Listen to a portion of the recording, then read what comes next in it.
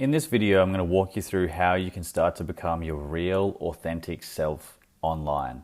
This is something that a lot of people struggle with, especially when it comes to building a personal brand and creating content. Now, if we haven't met before, my name is Josh Bowers and I've been in the online coaching space since December of 2019. I've made a little bit over $1.5 million in cash collected across 2 different coaching offers, scaled my first one to 300 clients. At one point, I had 100 active members in it with just me running it. I then jumped the fence in July of 2023 to help other online fitness coaches scale online using conversion content and hyper-targeted ads.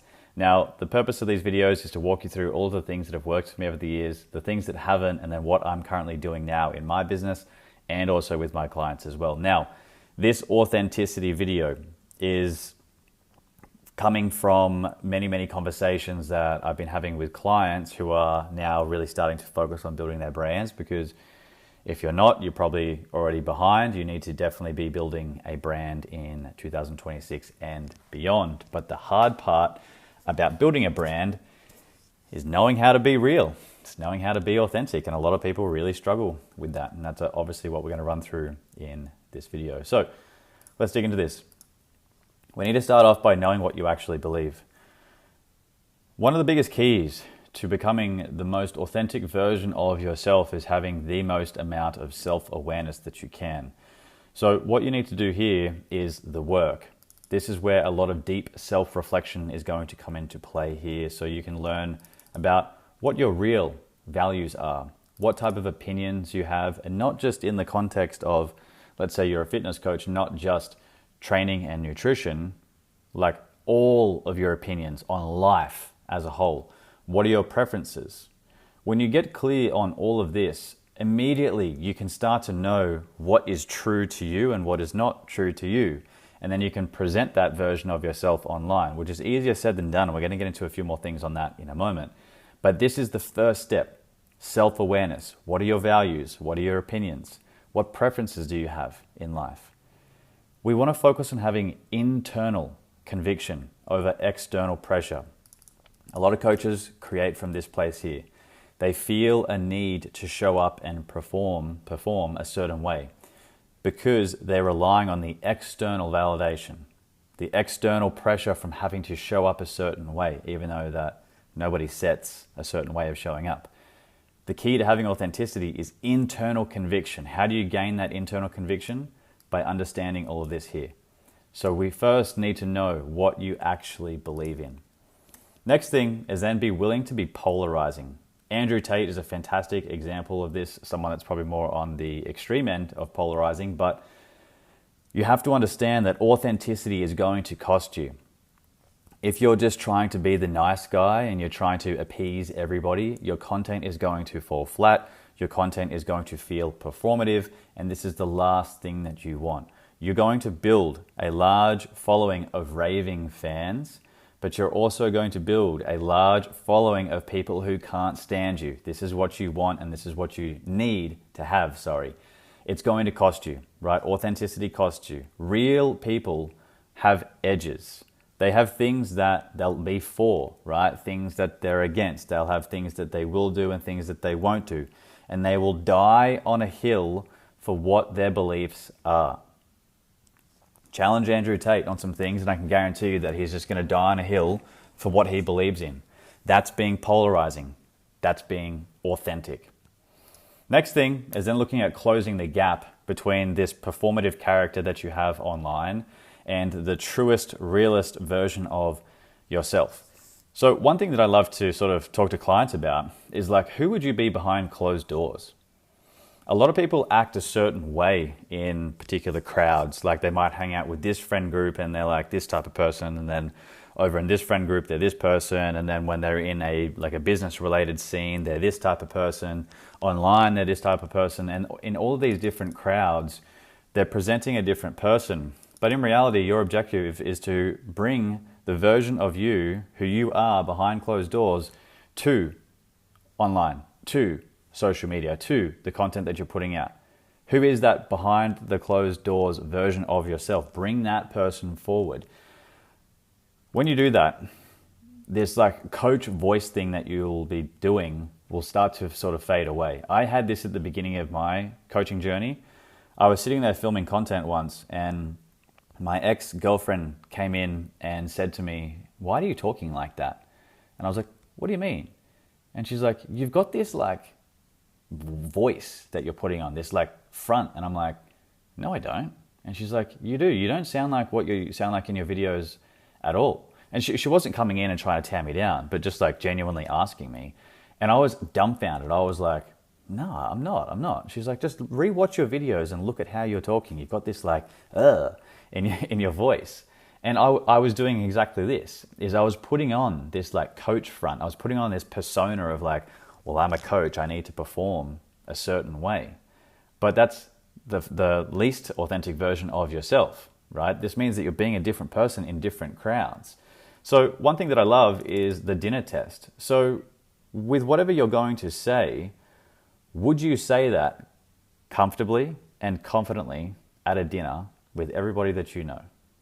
Or would you feel a little bit uncomfortable because you're not sure if, that topic's going to step on some toes, or you feel like you might have to create the most polished version to appease people because you're putting on a front, right? How would you show up behind closed doors? How would you show up at dinner? And how would you just be your real self through here? Because consistency is what builds trust.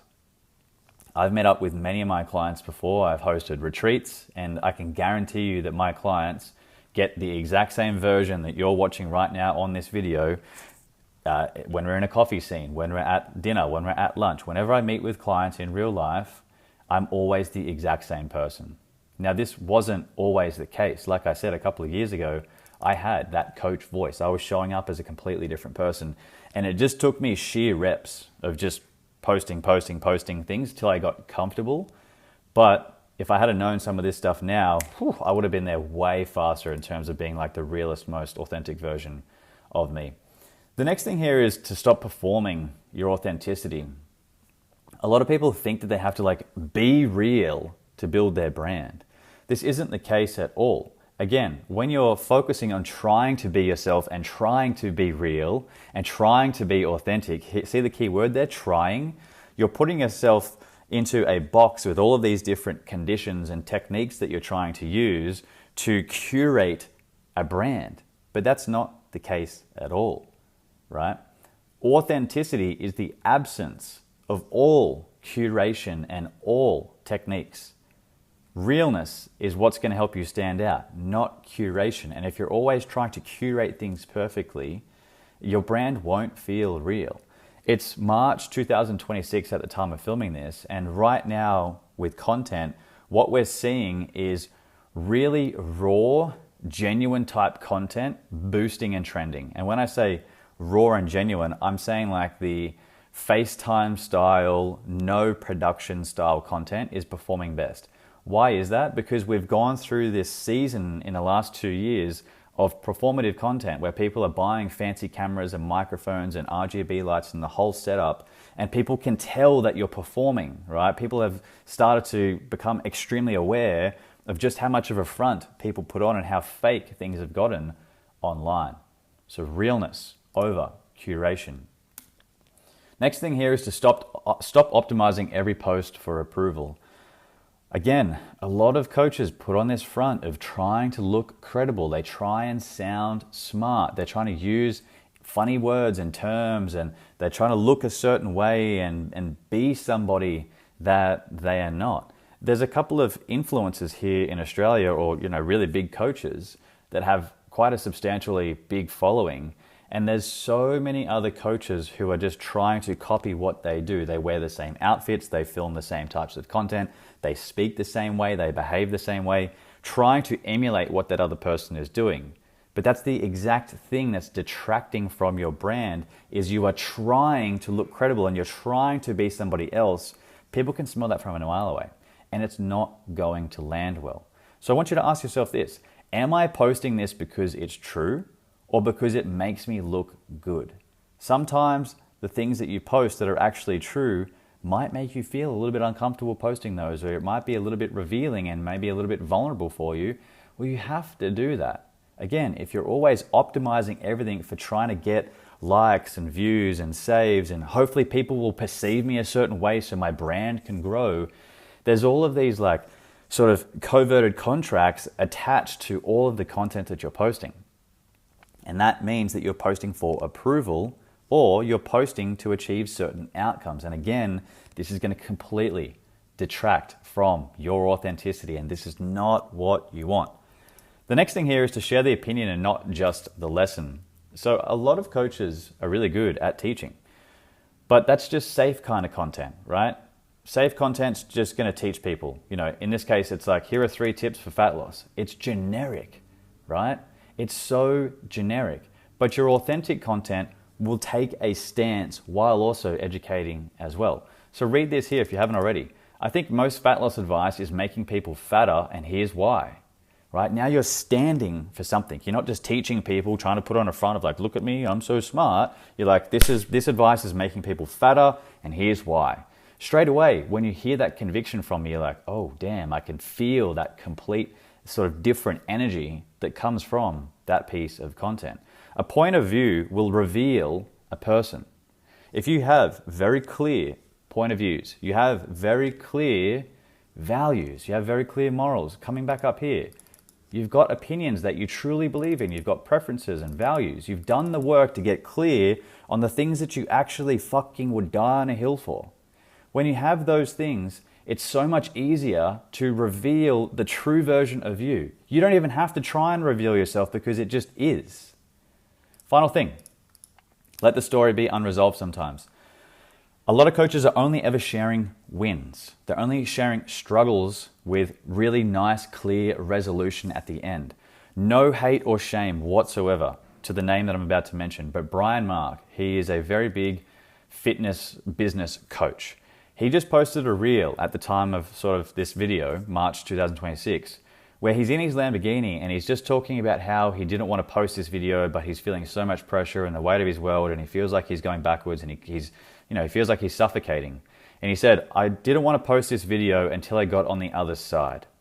That's the key thing that he says in that video. I didn't want to share this until I was on the other side of it, which means his identity is tied to success and this really picture perfect resolution of a story.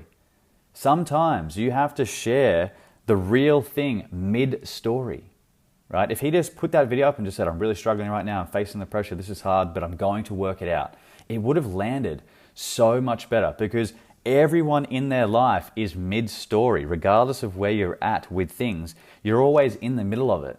And that is what's going to be so much more relatable. So share something that you're still figuring out. The Brian Mark example, if he was just in the Lamborghini, exact same video, if he just didn't say the part about like, I wasn't going to share this until I was on the other side, a lot of other people would have gone, I feel you, man, because that's where I am right now, right? Mid-story, right? It allows people to really connect with you, and that's being authentic. Final quote to end this video here is that people don't follow coaches they admire from a distance, right? This is just your coaches that are putting on a front. They follow coaches they feel like they know. They feel like they know. That's the key here. Implement all of this into your content. It's not this immediate fix. The hardest part is letting go of what other people are going to say or think. Because guess what? People are going to have something to say regardless of how authentic you're being or not. They're always going to have something to say. Screenshot this, start implementing this, and I'll see you inside of the next video. Hope you got some value.